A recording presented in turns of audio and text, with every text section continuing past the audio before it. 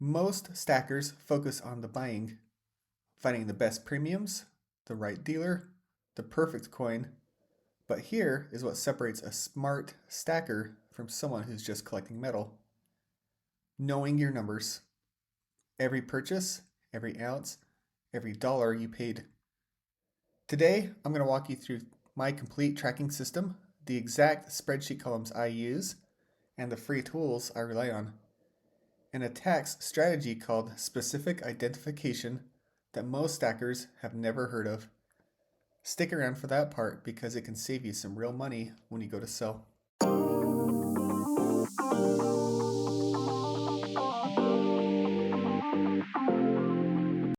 So let me paint you a picture. You've been stacking for a few years. You've got a mix of silver eagles, gold maples, some constitutional silver, maybe some bars. Spot price runs up and you decide to sell some of your eagles. Your dealer sends you a 1099-B, and now the IRS wants to know your gain. And you're sitting there trying to remember, did I buy those in 2021 or 2022? Was it when silver was at $24, $28? Did I buy from APMEX or JM Bullion? If you can't answer those questions with documentation, then you've got a problem. You either have to guess, which could mean overpaying, or you could potentially underreport, which is worse. Here is the reality. The IRS classifies gold, silver, platinum, and other precious metals as collectibles. Not stocks, not bonds, just collectibles. And that classification comes with a maximum long-term capital gains rate of 28%. Compare that to the 20% max on most long-term stock gains. Precious metals are taxed harder. And if you've held for less than a year, that is short-term taxed as ordinary income. Whatever your bracket is, could be 22%, 24%, 32%. The holding period you're in is determined entirely by your purchase date. And if you have no purchase date on record, you lose that argument with the IRS. And that is why tracking is not optional, it's the foundation of everything. Let's break down exactly what to record for every single repurchase. These are not arbitrary fields, each one serves a specific purpose. So first up, purchase date. This is the most important field and it establishes your holding period, determines whether a future sale is a short-term or long-term gain, and it ties the transaction to a specific tax year. Next is item description. Be specific. Don't just write silver coin. Write 2022 American Silver Eagle, 1 ounce.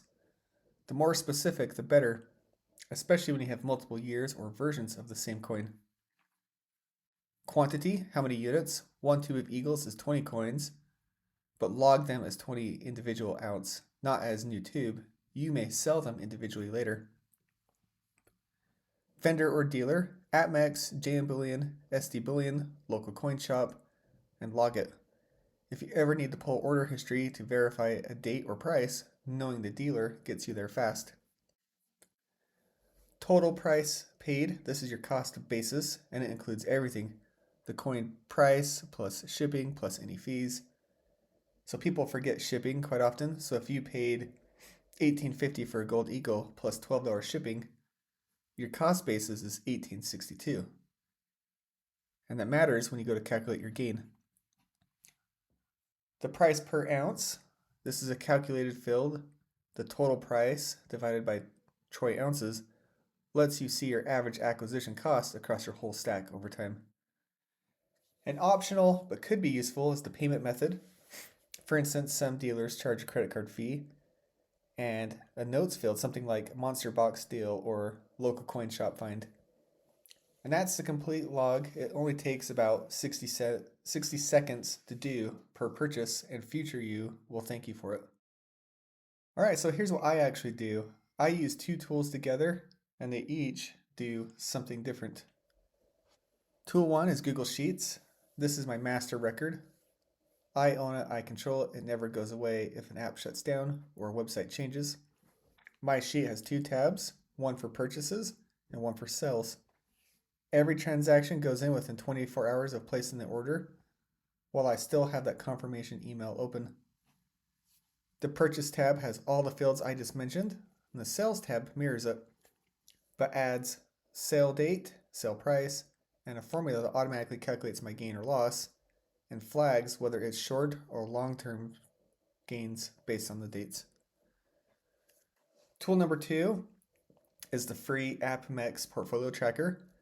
It handles the real-time side. Once I log a purchase into my sheet, I add it to APMEX 2, and it pulls live spot prices, shows me what my current market value of my entire portfolio is, and this is where I go when I want to know what my stack is worth today. Not what I paid, but what I could potentially fetch for this.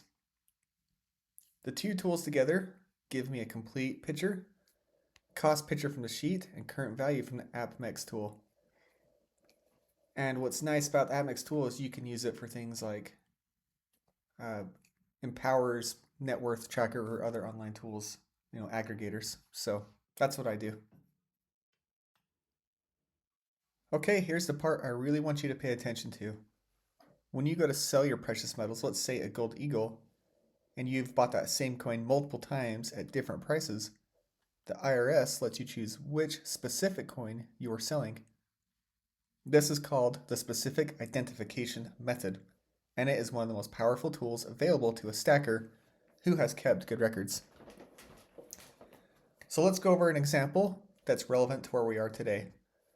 Let's say you bought 3 1-ounce gold eagles over the past few years. You bought one in January 2022 for $1,900. You bought one in August 2023 for $2,100. And you bought a third coin in March 2025 for $3,800. And let's say for this example, gold is sitting at $4,500 and you want to sell one coin. You're looking at a great market, but how you handle the sale can make a real difference in your tax bill. If you do nothing and don't specify, the IRS defaults to first in, first out. You're selling coin A, bought at $1,900, and your gain is $2,600. Coin A is over a year old, so it's long-term. You're in the collectibles bracket up to 28%. On a $2,600 gain, that could mean $728 in federal tax, depending on your bracket, and that is real money. Now, watch what specific identification does. Scenario 1, you want to maximize your tax hit right now. You identify coin C, bought in March 2025 for $3,800. Your gain drops to just $700, and you just cut your taxable gain by $1,900. Compare that to the first in, first out at 28%. That's potentially over $500 in tax savings on a single coin, and that is not nothing. And the next scenario is tax loss harvesting.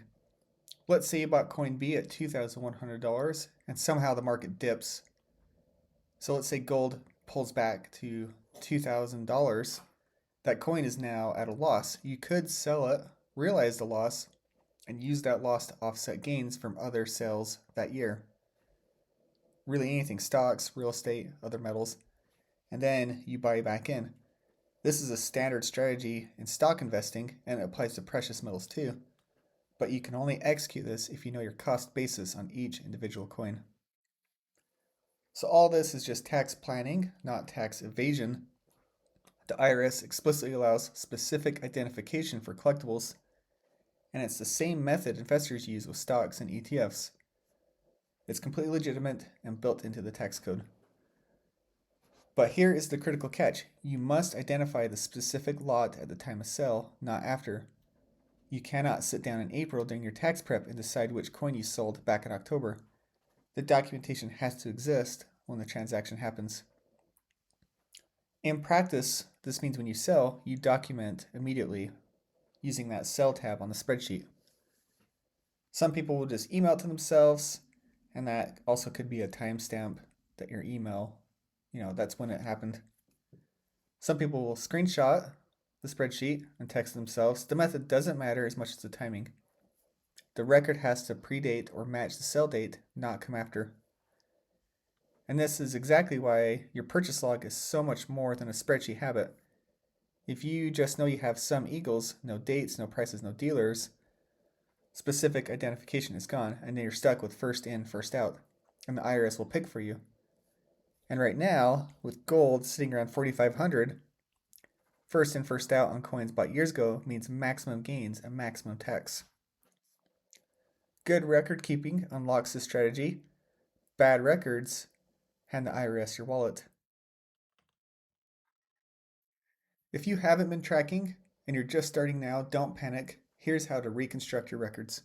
Every online dealer has a order history, log in APMEX, JM Bullion exchanges, wherever you bought, most have years of transaction history available. Pull every order, note the date, item, quantity, and price paid, and that gets you most of the way there. For local coin shop purchases, check your bank or credit card statements for the date and amount. And if you remember the shop, call them. Some keep records and some don't. At minimum, a bank statement with a date establishes when you spent the money, even if the itemized detail is gone. For gifts or inherited metals, the cost basis rules are different. Gifted metals generally carry over the original giver's cost basis. Inherited metals typically get a stepped up basis to the fair market value at the date of inheritance, which often means little to no taxable gain. This is a significant benefit and worth knowing about. If you have gaps you simply can't fill, document what you do know and consult a tax professional. A CPA who understands collectibles can help you establish a defensible position. Alright, let's end this video with some action items. So step 1, if you're not already doing this, open a Google Sheet, spreadsheet, whatever your favorite tool. Add the columns date, item, quantity, dealer, and total price paid per ounce. That is your foundation. Step 2, go back and reconstruct every past purchase you can find. Dealer order history, bank statements, credit card records, even partial records are better than none. Step 3, add a sales tab, and then when you go to sell, log the date, item, proceeds, and which specific lot you're selling. This is how you claim specific identification. Number 4, add all your holdings to a tool like APMEX Portfolio Tracker so you always have real-time value alongside your cost records. That's optional, obviously, if you want to do that or not. And 5, if you're dealing with larger sales, we're talking meaningful dollar amounts, sit down with a CPA who understands collectibles. The tax code here is nuanced, state taxes vary, and the specific identification documentation requirements are real. A 1-hour conversation with the right person can save you far more than it costs. The stacking community spends a lot of time about premiums, dealers, and spot price timing, and the people who actually build wealth with metals are the ones who also know what they own, what they paid, and how to sell intelligently. Your spreadsheet is part of your stack, so treat it that way. So as always, this is not financial advice. This is just for education, purposes. If you like this video, let me know. And if you want, I could create a spreadsheet to share for y'all to use. So anyway, thanks for watching.